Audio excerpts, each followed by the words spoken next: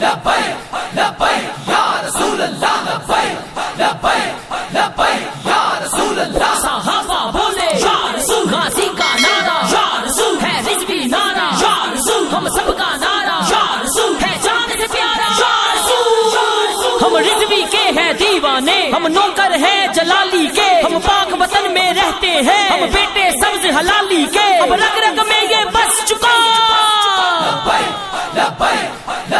جن اسی لیے کہتے کہ وہ دکھتا نہیں اسی لیے اس کو جن کہتے ہیں اور جس کو دکھ جاتا ہے پھر وہ نہیں دکھتا. یہ عجیب سی بات ہے. ہاں نہیں میں مذاق نہیں کر رہا ہوں. ایسے بے شمار لوگ ہوئے جن کو دکھ گیا پھر وہ کبھی نہیں دکھے. تو جنات، لیکن یہ میرے نبی کا معجزہ ہے. انسان تو انسان ہے. جنات نے بھی میرے آقا کے ہاتھوں پہ کلمہ پڑھا اور پھر قرآن میں پوری سورہ جن آ گئی. قرآن میں پوری سورہ جن آ گئی. اسی لیے میرے آقا نے فرمایا کہ تمہارے اب جنات بھائیوں کا بھی خیال کیا کرو. تمہارے جنات بھائیوں کا بھی خیال کیا کرو اور ہڈیاں ان کے لیے چوس کر کے چھوڑ دیا کرو، کیونکہ ہڈیاں ان کی غذا ہے. ہڈیاں ان کی غذا ہے اور بھی ان کی غذا کا تذکرہ کیا گیا. تو میرے آقا نے ان کے خیال کا بھی ذکر کیا. بلکہ جن کی بات آئی تو ایک بات مجھے یاد آئی کہ ایک سانپ آیا حضور علیہ السلام کے دربار میں. دربار ہی کہتے ہیں کیونکہ وہ ہمارے سرکار ہیں. جو سرکار ہوتا ہے اسی کا دربار ہوتا ہے. ہاں، اور اصل سرکار وہی ہے جو پرماننٹ ہے. بجوز سرکار سر کار عالم، بجوز سرکار سر کار عالم، سروکار نہ سرکار ندارے. کون دیتا ہے دینے کو منہ چاہیے، دینے والا ہے سچا ہمارا. ہم پوری دنیا کی حکومتوں کا احترام کرتے ہیں لیکن سرکار تو ہمارے لیے اپنی سرکار، جسے خدا نے سرکار بنا کر بھیجا، جسے خدا نے غمگسار بنا کر بھیجا. بہرحال ان کے دربار میں سانپ آیا. لوگوں نے مارنا چاہا. حضور نے کہا رکو، آپ کی اگر توجہ ہے تو سمجھیں.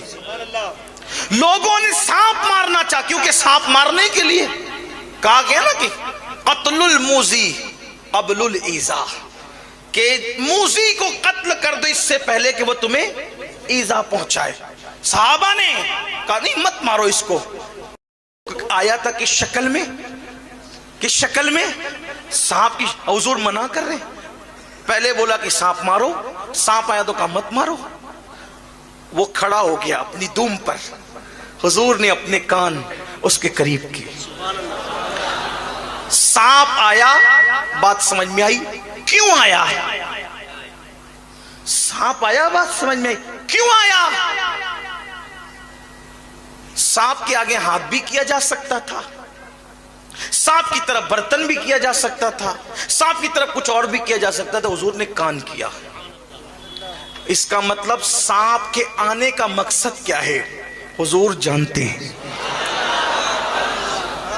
جو سانپوں کے آنے کا مقصد جانتا ہو، جو سانپوں کے، سمجھ میں آئی بات، جو سانپوں کے آنے کا مقصد جانتا ہے، کیا وہ صافوں کے آنے کا مقصد نہیں جانتا؟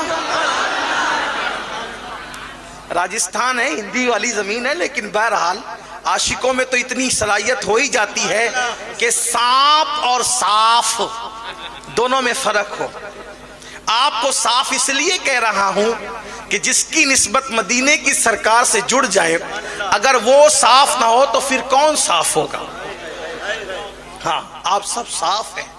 تو سانپ کے کان کیا، اس نے کچھ کہا، پھر حضور نے اسی لہجے میں کچھ کہا، عربی میں نہیں،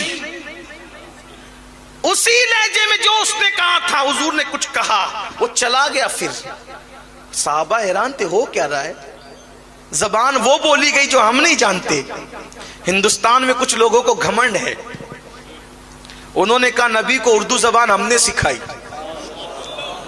ہے کتاب میں کتاب بتائی جا سکتی. لوگ کہتے ہیں یار ان کے پیچھے کیوں پڑے رہتے ہو, ان سے کہو وہ ایسے باتیں کیوں کرتے ہیں. اردو ہم نے سکھائی. ارے وہ تو پتھروں کی زبان بھی جانتے, تو کون ہے. اور واللہ اگر سنی امتحان لینے آ جائے تو تم اردو کی گرامر بھی صحیح نہیں بیان کر سکتے. سبحان اللہ, سبحان اللہ. اس لیے کہ اردو 1857 کے بعد نہیں ہے. اردو کی ایجاد کرنے والی 3 شخصیتوں کے نام سر فہرست ہیں, اور وہ تینوں کے تین ہمارے ہیں. ان کے ہمارے ہونے میں اوروں کو بھی اختلاف نہیں ہے. پہلا نام امیر خسرو کا ہے, دوسرا نام مخدوم اشرف جہانگیر سمنانی کا ہے, تیسرا نام خواجہ دکن بندہ نواز کے سودراج کا ہے. نعرہ تکبیر, نعرہ رسالت, علماء اہل سنت, مسلک اعلی حضرت حضور سید امین القادری, سنی دعوت اسلامی. تینوں کے ہمارے ہونے میں اردو نبی کو سکھانے والوں آپ کو بھی اختلاف نہیں ہے. اس لیے کہ تینوں قبروں پر چادر اوڑھ کر پڑے جو آپ کے یہاں شرک ہے. یہ تو صرف ہمارا مزاج ہے, ہمارا ظرف ہے. میں کسی کو گالی نہیں دے رہا ہوں, لیکن بات یہ ہے. اور یہ بھی آپ کو بتاؤں کہ لوگوں کو اردو سے بڑی تکلیف ہے. ہم اردو کو مٹا دیں گے, اردو کو مٹا دیں گے. ہم کہتے ہیں فلمیں تو ہندی بناتے ہو, فلمیں ہندی بناتے ہو, گانے اردو میں گاتے ہو, کیونکہ پتہ ہے کہ جتنی لذتیں اردو میں ہوگی وہ کسی زبان میں نہیں ہوگی. ہندی بہت خوبصورت زبان ہے جانتا ہوں میں, لیکن گانوں کے لیے, شاعری کے لیے فارسی زبان کے بعد اردو زبان سے زیادہ کوئی زبان دلچسپ ثابت نہیں ہوئی ہے. اور اگر لوگوں کو اردو مٹانے کا اتنا ہی شوق ہے تو ہم کہتے ہیں جس سے بھارت آزاد ہوا تھا وہ ایک مختصر نعرہ ہے, اور اس نعرے کا نام ہے انقلاب زندہ باد. جب یہ نعرہ لگا تھا تب بھارت آزاد ہوا تھا. واللہ یہ انقلاب زندہ باد بتا دو کس زبان کا نعرہ ہے. یہ انقلاب بھی اردو کی پیداوار ہے. اور آپ کو یہ بتاؤں, آپ سے بھی کہتا ہوں اردو سیکھو. انگلش میڈیم میں اپنے بچوں کو ضرور پڑھاؤ, لیکن اردو زندہ رکھو. اس لیے کہ اسلام کا ذخیرہ کتب کے حوالے سے, لٹریچر کے حوالے سے عربی اور فارسی کے بعد سب سے زیادہ اگر ہے تو وہ اردو زبان میں ہے. اردو زندہ رہنی چاہیے اور رہے گی. کیوں؟ اس لیے کہ ولی کے بٹھائے ہوئے اونٹ نہیں اٹھا سکتے, تو ولیوں کی ایجاد کی ہوئی زبانوں کو لوگ کیسے مٹا سکتے ہیں؟